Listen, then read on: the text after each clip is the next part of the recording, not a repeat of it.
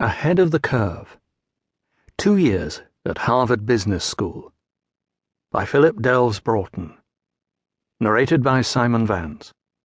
Copyright 2008 by Philip Delves Broughton.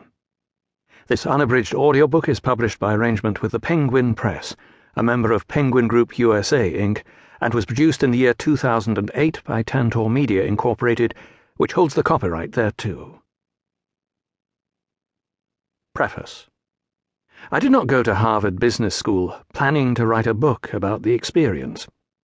In fact, after 10 years as a journalist, I went there to recover from writing, to stop looking at the world around me as a source of potential stories. I wanted to learn about business in order to gain control of my financial fate and, more important, my time. I was tired of living at the end of a cell phone, prey to an employer's demands. A master's in business administration, I hoped, would be my path to greater knowledge about the workings of the world and broader choices about the life I might lead. I say this only to make clear that this book was never intended as an inside raid. In many ways, I loved my 2 years at Harvard. My classmates were smart and considerate. The faculty was, for the most part, inspiring and committed. The facilities and the speakers who came to spend time with us were quite extraordinary. As a catbird's seat for viewing capitalism, there is no better place.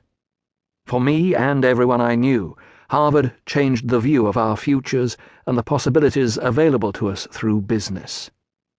But it was an intense time, far more intense than I'd ever imagined. The workload, especially in the first few weeks, was crushing as we struggled to learn the functional areas of business, finance, accounting, operations, marketing, and organizational behavior. As the months passed, the pressure to find jobs, the right jobs, became a separate education in itself beyond what occurred in the classroom. This book is my attempt to describe my experience and that of my classmates in this cauldron of capitalism. Reading through the diary I kept during my 2 years there, I was surprised by the emotions the experience drew out of me. I had expected a more neutral time at business school, a period of study and preparation for a different career. Instead, we MBA students spent much of our time discussing our ambitions and the kinds of lives we wanted for ourselves and our families. This debate looms large in the book, alongside accounts of what we learned in class, what the many famous speakers said, and how we went about deciding what to do for work. To have the opportunity to study at Harvard Business School is a great gift. Any gripes, criticisms, or anxieties I express should be taken for what they are: high-class problems. In 1960, 5,000 MBAs graduated from American universities. In 2000, the number had risen to 100,000.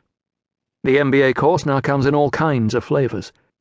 There is the classic 2-year full-time residential course, which I took. But you can now study for an MBA part-time, online, at night, or in multiple international locations. Where capitalism goes, the MBA follows. The number of MBA applicants in the Middle East, China, and India is soaring. Survey after survey has shown that MBAs tend to receive higher salaries and better jobs.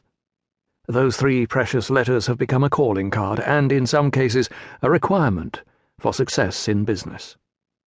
While I attended Harvard Business School, HBS as I shall often refer to it, between 2004 and 2006, the school's alumni included the President of the United States, the Secretary of the U.S. Treasury, the President of the World Bank, the Mayor of New York City, not to mention the CEOs of General Electric, Goldman Sachs, and Procter & Gamble.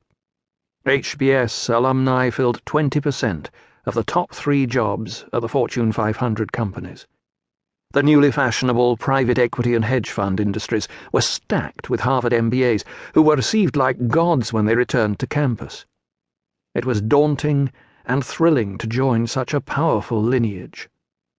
The school believes that the kind of leadership required to succeed in business can also be applied to other spheres: politics, education, healthcare, the arts. I did not come from a business background and instinctively resisted this notion that business people should be running everything. It was a question that came up repeatedly over the next 2 years, and it cuts to